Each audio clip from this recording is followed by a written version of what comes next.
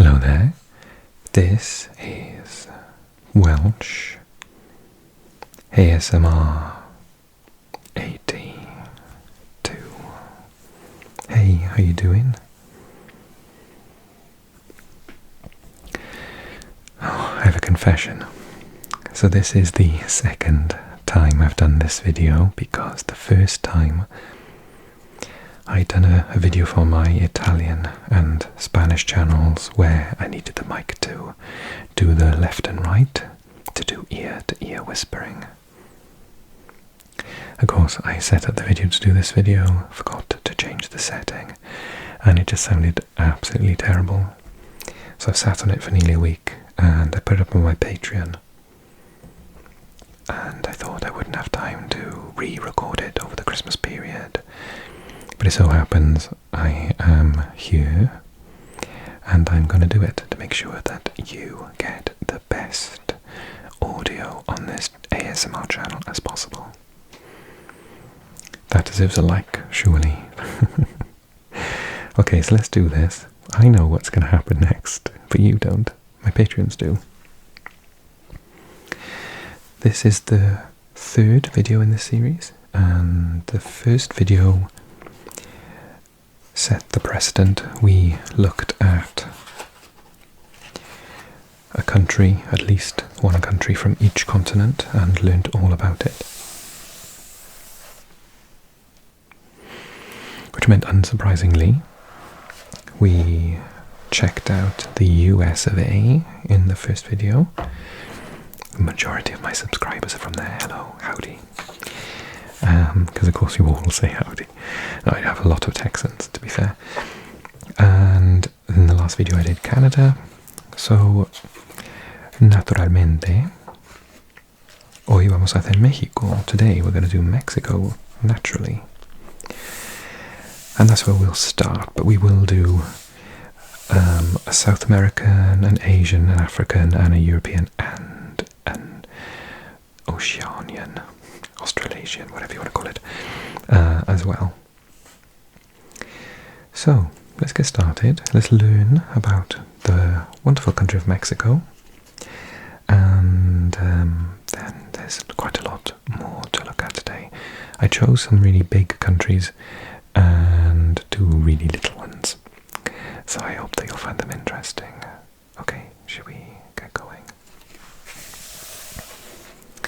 Mexico.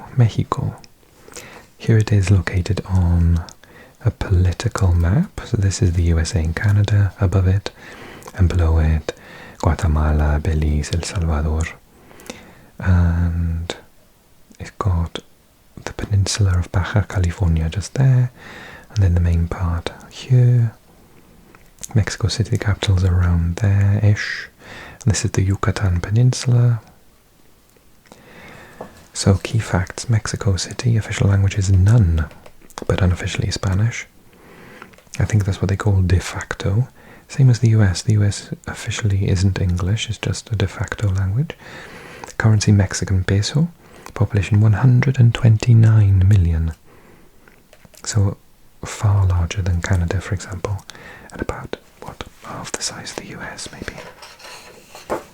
Canada was 37 million, 9 million, 333 million for the US, so yeah, like just under half, in fact.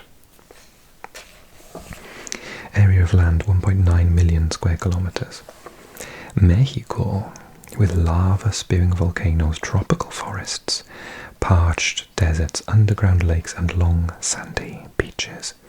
Mexico's landscape is as diverse and intriguing as its history. Today the country is a mixture of many cultures and many people. Its capital, Mexico City, is the largest urban centre in the whole of North America. Dinosaur demise. I was obsessed with dinosaurs as a kid. Still am, really. So this is something that I already knew. 66 million years ago, a vast asteroid slammed into the country's eastern coast at a place now called Chicxulub. I'm not sure if that's the pronunciation. The impact created a crater 20 kilometers deep and 150 kilometers wide. It sent vast amounts of gas and dust up into the atmosphere, altering the climate and causing the extinction of the dinosaurs. There's the comet there. It landed about there. Okay, civilizations. Olmecs, Teotihuacan, Maya, Zapotecs, Toltecs, Aztecs. Great civilizations. Before the Spanish arrived in the 16th century, no fewer than 6 great civilizations had emerged in Mexico over a 3,000-year period. The country is dotted with the remains of their great cities, which were filled with pyramid-shaped temples and intricately carved statues. New city on old. The Aztecs controlled an empire of some 6 million people, centered on their capital city, Tenochtitlan. Following the Spanish conquest of the Aztecs in the 1520s, Tenochtitlan was destroyed and rebuilt, eventually becoming Mexico City. Although their empire is gone, the Aztec language, Nahuatl, is still spoken by about 1.7 million people. For context, 6 million people a couple of hundred years ago was a lot. Sinking city. The Aztec capital, Tenochtitlan, was built on an island in the middle of a lake. When the Spanish took over, they began draining the lake to expand the city. Not entirely successfully. Much of the land is still waterlogged, and many of Mexico's buildings are now sinking. Mexico City's buildings are sinking, some by as much as 9 meters over the past 100 years.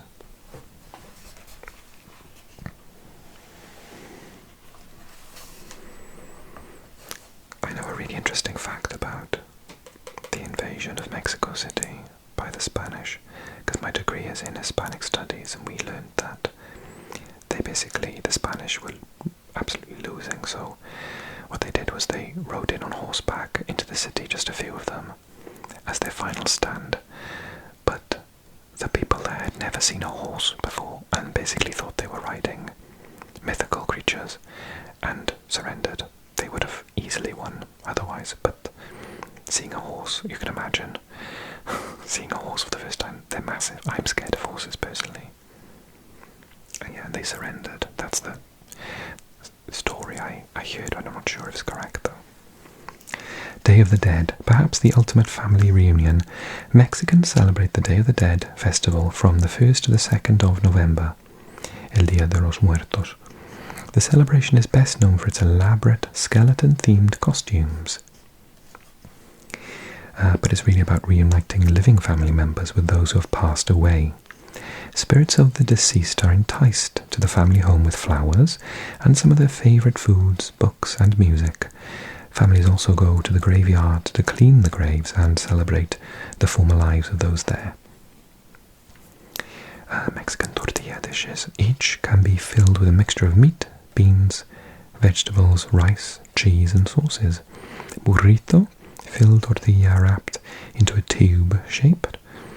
Quesadilla, filled tortilla folded in half and fried. Taco, open tortilla. And enchilada, filled tortilla covered in savory sauce and then baked. I love all of them, but I don't have them anymore because I can't eat cheese. Devastating. The ground underfoot can hold many surprises in Mexico. The country lies on 3 tectonic plates, which occasionally shift position, causing earthquakes and volcanic activity. Crystal caves. In 2000, miners drilling a tunnel beneath the town of Naica came upon a natural marvel, a 300-meter-long cave filled with giant crystals. Glistening like giant icicles, these are the largest crystals ever found, with the largest weighing 50 tons. And then this little creature here, the Great Regenerator. Native to the waterways around Mexico City, the ajolotl is an amphibian with a unique ability. if it loses a limb or its tail, it can regrow them. It can even regrow parts of its eyes and brain. Unfortunately, the animals are critically endangered owing to habitat loss. And then lastly, the monarch migration. Every year, Mexico marks the final stage in one of the natural world's most epic journeys. In autumn, hundreds of millions of monarch butterflies head south from the US and Canada in search of warmer winter weather. Some of these butterflies travel for over 4,800 kilometers. After months of flight, they arrive in Mexico's monarch butterfly reserve, where their orange wings blanket the trees. It's really funny being British. We don't have this colour. I think I may have seen some recently, but growing up in Britain, our butterflies are like pale yellow, only with like pale yellow wings with like maybe a black spot. So this time I saw butterflies this orange with the black outline of their wings. I was fascinated. But that's so normal for you guys, but that's really unusual for us here in Britain. So, that's North America and the Caribbean. We're going to pop south to South America, where we'll look at Argentina.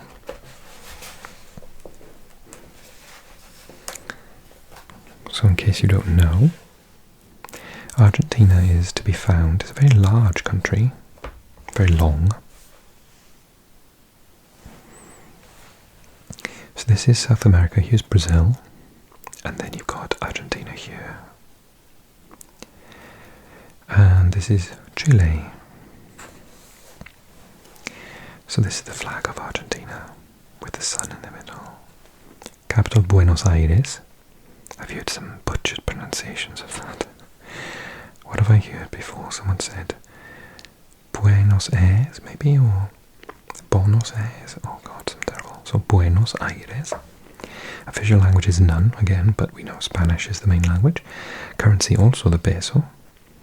Population 45.5 million, and area is 2.7 million square kilometers. Argentina. Named after the word for silver, argent in French and Latin, because they found silver, and today the river running through Buenos Aires, which separates Argentina and Uruguay, is called the Rio de la Plata, which means the river of silver in Spanish. But yes, Argentina, from argent, silver in French. In my language of Welsh, Argentina is called Arianin, which also means place of silver, because Arian is the word for money, and argent is the modern French word for money as well, comes from silver. The European influence on Argentina is strong, particularly in Buenos Aires, home of the tango. Beyond the urban areas are the great mountains of the Andes, the grasslands and deserts of Patagonia, and the seemingly endless cattle ranches of the Pampas, the agricultural heartland. So the Andes run down here with the border with Chile. And down here in Patagonia, there's a small town called Trelew where they speak Welsh. So Argentina, after Wales, is the only other country in the world where Welsh is spoken naturally. I really want to visit. The widest falls on the border between Brazil and Argentina, just here, is one of the largest and most spectacular waterfalls on Earth. The Iguazu Falls are actually around 275 separate falls that together form a giant torrent of tumbling water stretching for 2,700 meters. The most intense stretch is a great curtain of water known as the Garganta del Diablo, the Devil's Throat. There's a picture of it there.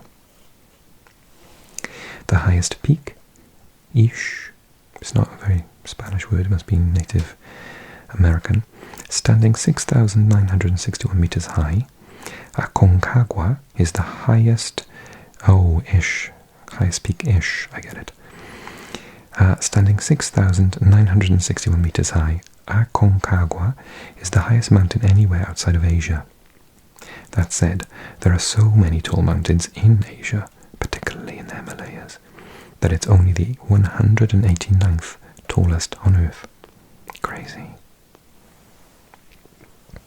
So it's taller than Mount Kilimanjaro then. Super dinos, back to the dinosaur theme. One of the biggest dinosaurs of all time was discovered in Argentina in 1987 and named after the country. A giant titanosaur with a long neck and legs like tree trunks. Argentinosaurus lived around 92 million years ago and may have measured 40 meters long and weighed 100 tons, so the same as 100 elephants. However, as only a few bones have been found, it's difficult to say with certainty exactly what it looked like. Argentina has won the FIFA World Cup twice, 3 times now. This book is old. 1978, 1986 and 2022. It has produced 2 of the world's greatest ever football players, Diego Maradona and Lionel Messi. Be sure to duck. Argentina's national sport, pato, is a bit like basketball on horseback, with riders on opposing teams competing to throw a ball through a large basket. Incidentally, the name comes from the Spanish for duck, as in the early days, a live duck was used instead of a ball. The poor duck. I'm glad they don't do that anymore. I love ducks. The intense partner dance and music known as tango originated in 19th century Buenos Aires. Today, performances are given every day at venues across the city. I also learned a fun fact in my degree that tango was originally between 2 men outside of brothels, but then became men and women, and a bit sexier. Okay, let's continue. We're going to go from one of the largest countries in the Americas to sort of one of the largest countries in Europe. Certainly it's the largest for population outside of Russia, which is partly European and partly not.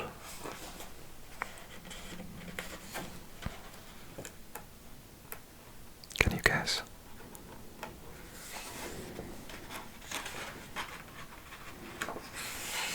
Can't seem to find it. Have I missed it? Spain, Portugal, Italy, San Marino, Austria, Switzerland, Germany. Let's go to Deutschland. Okay, Deutschland is here and is bordered by, I think, 7 countries. We've got Denmark to the north, Poland, Czechia, Austria, Switzerland, France, Luxembourg, Belgium and the Netherlands. So this is the flag. Capital Berlin, official language German, currency the euro, population 80.2 million, and area is actually much smaller than the other countries, 348,000 square kilometers. Germany is the most populated country in the European Union.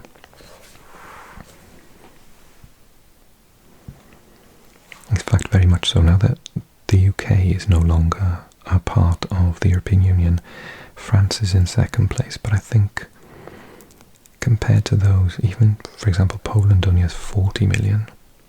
Spain has about 40 million-ish. So yeah, 80 million is massive. I think France maybe is around 60, 70 million, something like that. So it's not even close. Germany, lying at the heart of Europe and bordered by 9 countries. 1, 2, 3, 4, 5, 6, 7, 8, 9.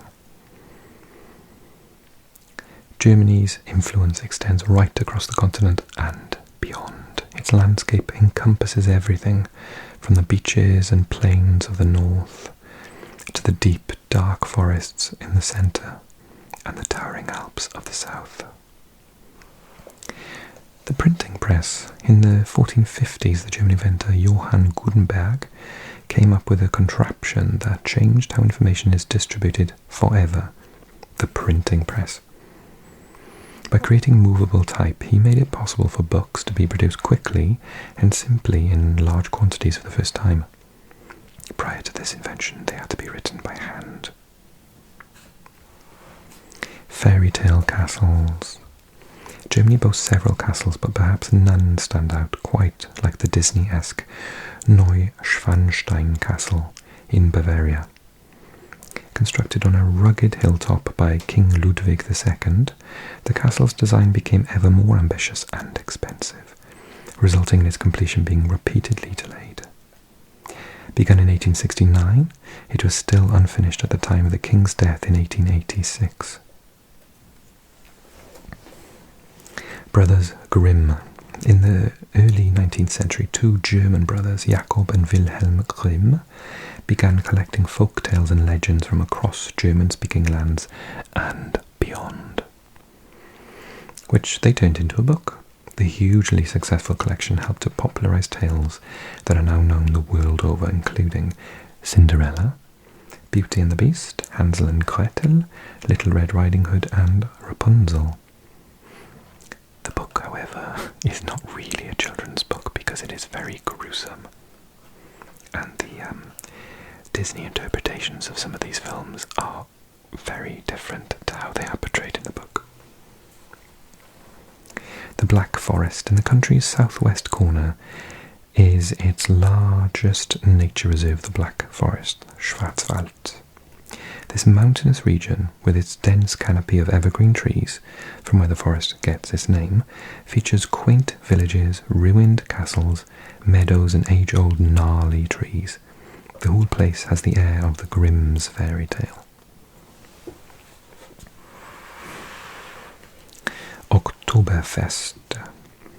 Since 1810, the nation's favourite alcoholic drink has been celebrated at a huge 16 to 18-day autumn festival called Oktoberfest. Over 6 million people attend, sitting in tents at long tables where they consume traditional snacks such as Schweinshaxe, roasted pork knuckles, pretzels, and of course lots of beer, over 7.5 million litres. They've had Wurst. There are more than 1,500 varieties of German sausage, including Mettwurst, pork and beef sausage, Bockwurst, veal and pork sausage, Leberwurst, spreadable liver sausage, Weisswurst, white sausage traditionally eaten for breakfast, Currywurst, my favourite, a popular fast food of sausage slices with curry and ketchup. Oh my god, it's amazing. Germany has over 300 varieties of bread. I mean, they've got it right. 1,500 sausages types and 300 bread types. Varieties of bread, and the country also boasts at least 2 museums dedicated to baked goods. There's also, in Cologne, there is a museum for mustard. I've never been. I don't really like mustard, but still.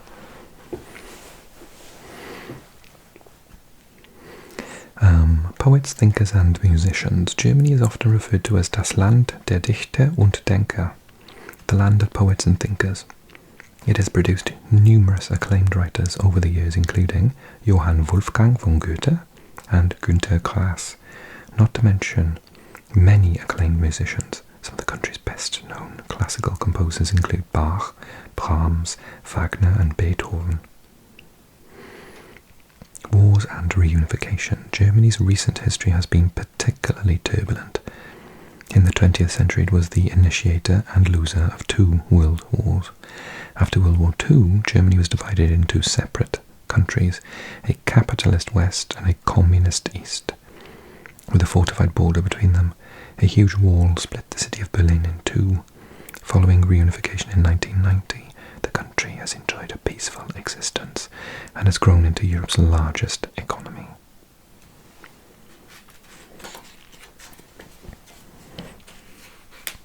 Okay, we're going to go to Africa. I need to try and remember which African country I chose. I was Burundi. Because because in the comments section you asked me to do the smaller countries in Africa that we know nothing about. So if you imagine this is the Horn of Africa here, this is Ethiopia, Somalia, so this is Burundi here, tiny little one. Here's the very cool flag. Key facts: the capital is Gitega, official languages are Kirundi and French. Currency is the Burundian franc, population 11.9 million, so it's not small, area 25,000 square kilometers. Burundi, although it is today one of Africa's poorest nations, Burundi has a proud history. It first emerged in the 17th century and would go on to become a powerful kingdom. Periods of European colonization and civil wars, following it achieving independence in 1962, weakened the country, but its rich culture and natural wonders remain. Burundi drummers. The percussion group known as the Royal Drummers of Burundi have toured the world extensively over the past few decades, introducing people to traditional Burundian music. Using drums made of animal skins stretched over hollowed-out tree trunks, the performers put on complex, energetic performances. In Burundi, drums are used in ceremonies such as births, marriages, and funerals. Lake Tanganyika. Although Burundi is landlocked, the 673-kilometer-long sea-like Lake Tanganyika provides a coastline along its southwestern border. It's a record-breaking body of water, the second oldest, the second deepest, the second largest by volume, and the longest freshwater lake in the world. It's home to many large animals, including Nile crocodiles, as well as several unique ones. Over 250 species of a type of fish called the cichlid live here and are rarely found elsewhere. Lake Tanganyika is supposedly home to the giant killer crocodile called Gustave, which has eaten over 300 people. Ouch. Groups of three. Burundi's flag is made up of three colours: white, representing peace, red, symbolising the past suffering of the country, and green, representing hope for the future. The stars in the centre stand both for the country's three main ethnic groups, Hutu, Tutsi, and Twa, and Burundi's motto, unity, work, and progress. Amasho, a traditional Burundi greeting, meaning, may you have many head of cattle. Amasho. Okay, let's go on to Asia then. Now, where did I pick in Asia?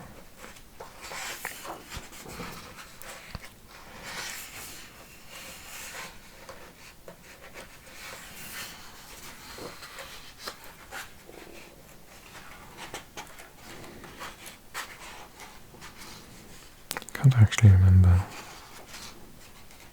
which country I chose.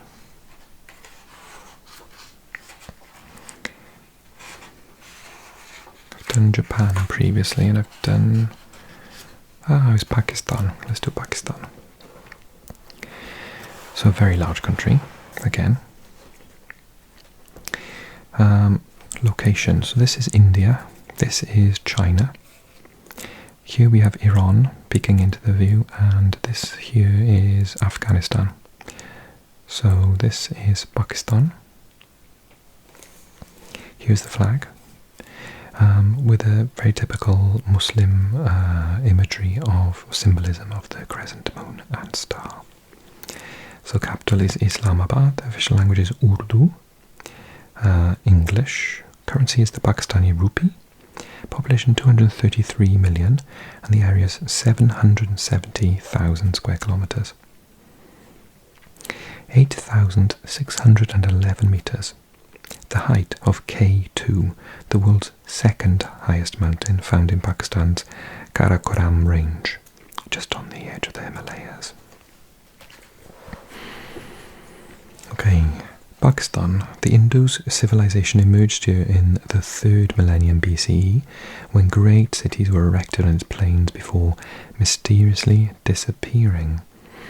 Today's Pakistan, which came into being in 1947, also boasts huge urban centres as well as a diverse landscape which stretches from the Himalayas in the north to down through forests and deserts to the Arabian Sea on the southwest coast, or the southern coast.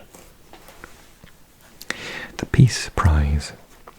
The Pakistani activist Malala Yousafzai is the youngest person to have won the Nobel Peace Prize. There's a picture of her here. She was awarded the honour in 2014 when she was just 17 years old for her work campaigning for the educational rights of children, particularly young girls. 2 years later, she had been travelling on a bus in northern Pakistan when she was shot by a member of a terrorist group called the Taliban, who object to female education. She made a full recovery and continues to fight for change across the globe. Amazing. Bighorns. The national animal of Pakistan is the markhor, a type of mountain goat. An expert climber, it's perfectly at home in the country's rocky, rugged terrain.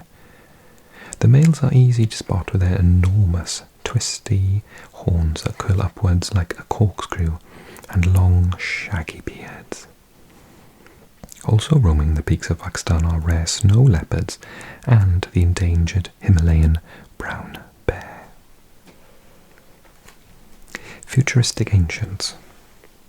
Pakistan's long-lost city of Mohenjo-daro, once part of the Indus Valley civilization, was only discovered by archaeologists in the 1920s. Dating back to between 2500 and 1900 BCE, it was one of the earliest and most advanced civilizations in the world. The city was designed in ways that many modern town planners still follow, with a grid-like street plan, buildings made out of bricks, a sewer system, household baths, and even indoor toilets. It was a city way ahead of its time. Okay, and last but not least, we've done Australia, we've done New Zealand. Or did we do Fiji? Definitely done.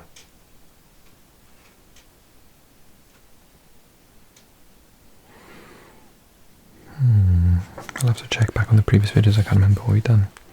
Anyway, we're going to do Papua New Guinea today, which is here. So this is Australia, and this is Indonesia. The island of Papua is here, split into two. Half is Indonesia, half is Papua New Guinea, with these islands as well included. It used to be part of the British Empire, then it became an overseas territory of Australia, and now it's an independent sovereign nation. So this is its very cute flag. The key facts: Port Moresby is the capital, official languages is Tok Pisin, although we'll find out about all the different languages in a moment. Currency is the Kina, population 7.2 million, area 452,000 square kilometers. More than 700 different tribes live in Papua New Guinea, and together they speak more languages than anywhere else on Earth, over 800. Papua New Guinea makes up less than 1% of the Earth's land, but boasts about 5% of its biodiversity.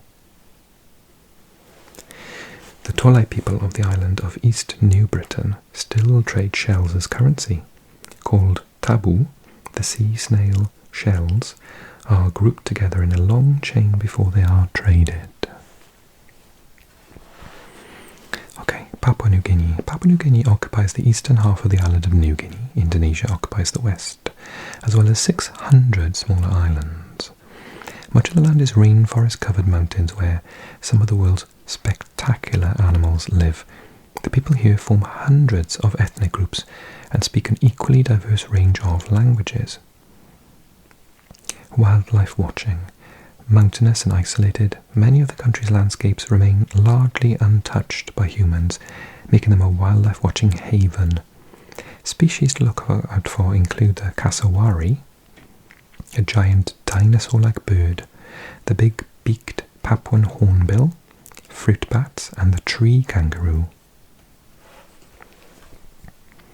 Birds of paradise. Largely free of predators, Papua New Guinea's forests are home to many species of the world's most glamorous birds, birds of paradise. one of which features on the country's flag, just this top one here. The males sport dazzling plumage with long tails and spectacular crests, and perform elaborate dances to try and impress the females. Some have quite unusual names, including the black-billed sicklebill, Joby Manacode, Magnificent Riflebird, Hobie Paradise Crow, Splendid Astrapia, Superb Bird of Paradise, 12-wired Bird of Paradise. Deepest depths. Just under 2,000 kilometers north of Papua New Guinea lies the lowest point on the Earth's surface, the Mariana Trench. The canyon plunges down to a depth of 10,984 meters. Below sea level, that's deeper than Mount Everest is tall.